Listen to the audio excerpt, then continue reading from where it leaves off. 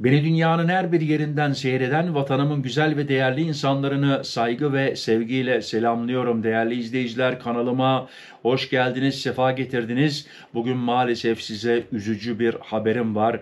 Bakın, bir gurbetçi hanımın Fransa'dan başına ne gelmiş ne bitmiş. Gurbetçi kadının 80 bin eurosu çalındı.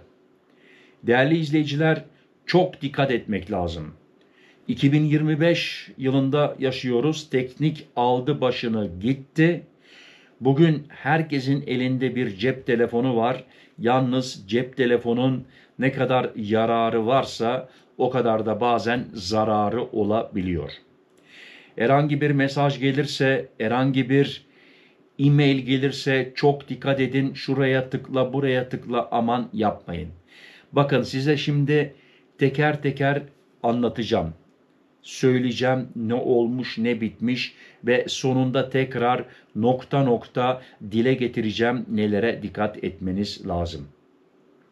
Fransa'dan Türkiye'ye gelen gurbetçi kadın sahte Selçuk Bayraktar yatırımı vaadiyle 80 bin euro dolandırıldı.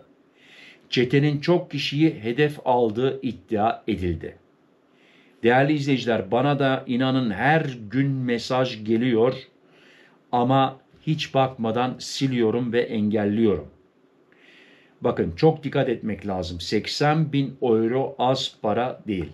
Bakın nasıl olmuş ve bu çeteler çok profesyonel çalışıyor. Eskişehir'de yaşanan olay mağdurun yakınlarının savcılığa başvurmasıyla ortaya çıktı.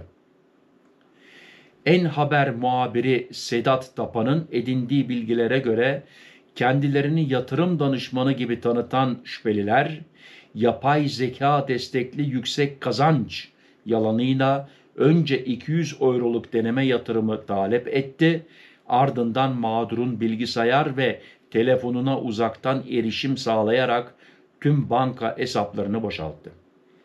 Evet değerli izleyiciler, ufak bir miktarla 200 euroyla başlıyor, ondan sonra olan oluyor. Davaya bakan avukat Muhammed Burak, şüphelilerin organize biçimde hareket ettiğini ve aynı yöntemle çok sayıda kişiyi dolandırdığını belirtti. Soruşturma kapsamında çetenin çökertilmesi için çalışmaların sürdüğü bildirildi. Bu haber bizim bildiğimiz haber. Bilmiyorum bunun yanında daha kaç kişinin başına geldi. Değerli izleyiciler, sizin de başınıza böyle bir şey geldiyse, mesaj geldiyse lütfen yorumlarda yazın. Bizler de daha detaylı öğrenelim ve daha fazla dikkat edelim, kimse mağdur kalmasın. Dolandırıcılığın yöntemi. Çete üyeleri sosyal medya veya telefon üzerinden ulaştıkları kişilere Selçuk Bayraktar'ın desteklediği yapay zeka yatırımı vaadinde bulunuyor. Öncelikle küçük bir meblağ, 200 euro, deneme yatırımı olarak alınıyor. Mağdura sahte kar ekranları gösterilerek güveni kazanılıyor. Daha sonra uzaktan erişim izni alınan cihazlar üzerinden tüm banka hesapları boşaltılıyor. Aman aman aman, kimseye izin vermeyin uzaktan sizin hesaplarınızı yönetebilmesi için. Mağduriyet ve tepkiler. Fransa'da yaşayan gurbetçi kadının tüm birikimi kısa sürede çekildi. Yakınları olay sonrası kadının büyük bir psikolojik yıkım yaşadığını aktardı. Aile daha önce hasta bir yakınlarını ambulans uçakla Türkiye'ye getiren yardımsever çevrelerden destek gördüklerini, ancak bu kez profesyonel bir dolandırıcı grubun hedefi olduklarını söyledi. Hanımefendiye şimdiden geçmiş olsun diyorum. Mağdur kadın geçmişte Hollanda'daki Vatan Sevdalıları Vakfı Başkanı Zafer Gültekin ile iletişime geçmişti. Olayı öğrenen Gültekin hem hukuki süreci takip edeceklerini hem de önemli bir uyarıda bulunacaklarını ifade etti. Büyüklerimiz akıllı telefon kullanımında daha dikkatli olsun.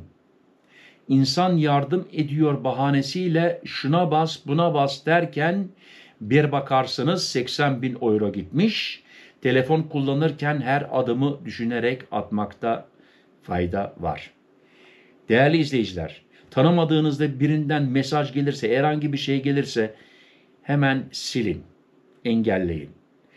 Tanımadığınız telefon ederse açmayın bile. Acil bir şey olursa onlar size mesaj atarlar. Yetkililerden uyarı. Uzmanlar yapay zeka ile yüksek kazanç gibi vaatlerin büyük ihtimalle dolandırıcılık olduğuna dikkat çekiyor. Bankalar ise müşterilerine tanımadıkları kişilere uzaktan erişim izni vermemelerini ve yatırım yapmadan önce resmi kurumlarla teyit almalarını tavsiye ediyor. Dolandırıcıların sık kullandığı yöntemler, bakın çok uyanıklar. Ünlü isim veya marka kullanımı. Yani bunlar müzisyen olabilir, artist olabilir. Onların isimlerini kullanıyorlar.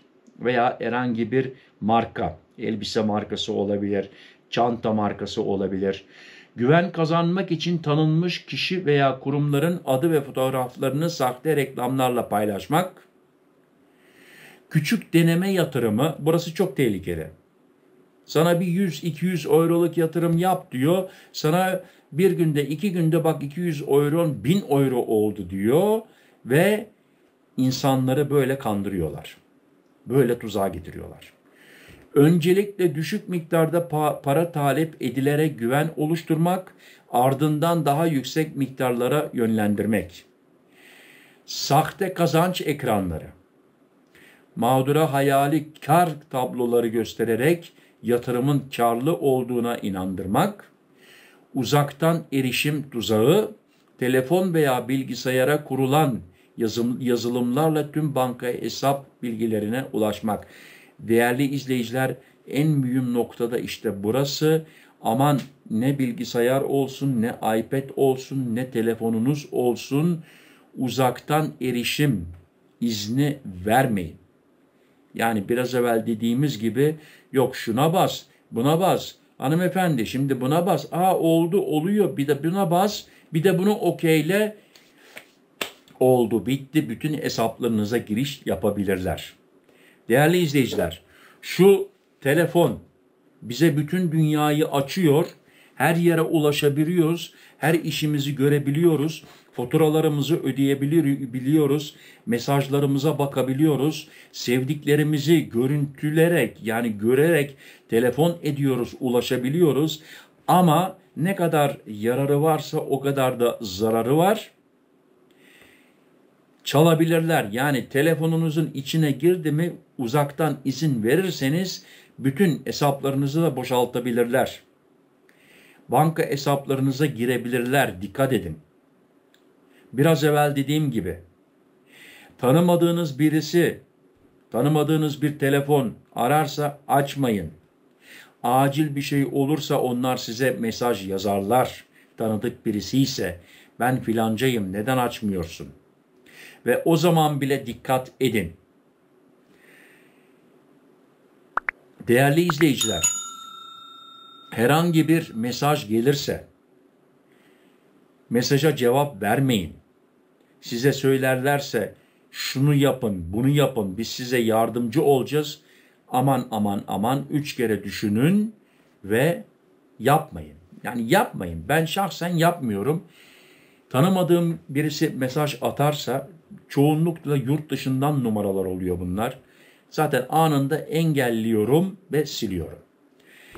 Değerli izleyiciler, daha fazla vaktinizi almak istemiyorum. Hepinize teşekkür ederim. Buraya kadar izlediğiniz için beğendiyseniz bir like verirseniz, abone olmayan arkadaşlar da abone olarak, ücretsiz abone olarak destek olurlarsa tabii ki sevinirim, gurur duyarım. Murat Bozdoğan en sonunda ne diyor videoların? Kendinize dikkat edin, sıhhatınıza dikkat edin, sıhhatli kalın, benimle kalın, hoşça kalın. Murat.